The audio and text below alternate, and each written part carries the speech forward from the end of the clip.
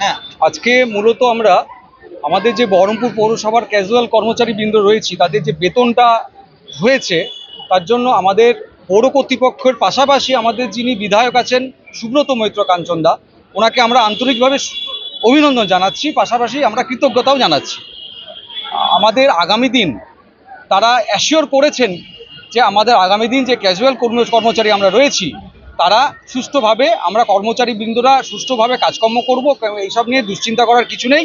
যতটা পারেন তারা অ্যাসিওর করেছেন আমাদের ভবিষ্যৎটা নিয়ে তারা ভাবনা চিন্তা করছেন। আর এর সঙ্গে আরও কিছু বলি যে আমাদের যে বিরোধী বা কংগ্রেস যারা যেভাবে রটাচ্ছে, যে সোশ্যাল মিডিয়ায় যেভাবে আমাদের পৌর কর্মচারী, অস্থায়ী কর্মচারী যারা রয়েছে তাদের এগেনস্টে যেরকমভাবে বিজ্ঞপ্তি দিচ্ছে এবং পৌর কর্তৃপক্ষকে নিয়ে যেভাবে তারা রটনা রটাচ্ছেন সেটা ভুল প্রমাণিত করেছেন আমাদের সুব্রত মৈত্র কাঞ্চনদা। এই কারণেই যে আমাদের বেতনটা সুষ্ঠুভাবে হয়েছে এবং আগামী দিন সেটা হবে। আপনার নাম? আমার নাম হুমায়ুন রেজা, ডাকনাম রোমিও।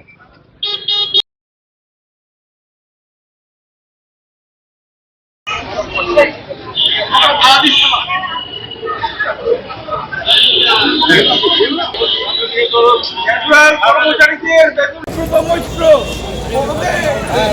সহযোগিতায় না থাকলে বিষয়টি এত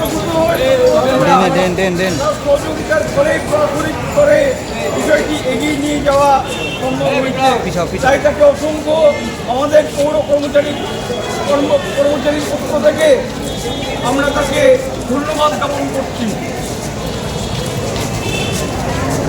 ক্যাজুয়াল কর্মচারীদের বেতন প্রদানের ক্ষেত্রে বিধায়ক সুব্রত মৈত্র তার সহযোগিতার ফলে প্রাথমিক স্তরে বিষয়টি এগিয়ে নিয়ে যাওয়া সম্ভব হয়েছে। ক্যাজুয়াল কর্মচারীদের বেতনের প্রদানের ক্ষেত্রে বিধায়ক সুব্রত মৈত্র কাঞ্চনের সহযোগিতা না থাকলে বিষয়টি আজ সম্ভব হতো না। তার সহযোগিতার ফলে প্রাথমিক স্তরে বিষয়টি এগিয়ে নিয়ে যাওয়া সম্ভব হয়েছে। নিন্দুকের কথা মানছি না, মানব না। নিন্দুকদের কথা মানছি না, মানব না। নিন্দুকদের কথা মানছি না, মানব না।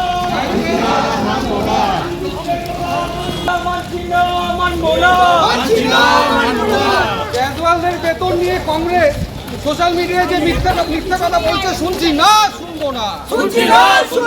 ক্যাজুয়ালদের নিন্দুকের কথা আমরা শুনছি না, শুনবো না। ক্যাজুয়াল কর্মচারীদের বেতন নিয়ে কংগ্রেস সোশ্যাল মিডিয়ায় যে মিথ্যে কথা রটনা রটাচ্ছে শুনছি না, শুনবো না।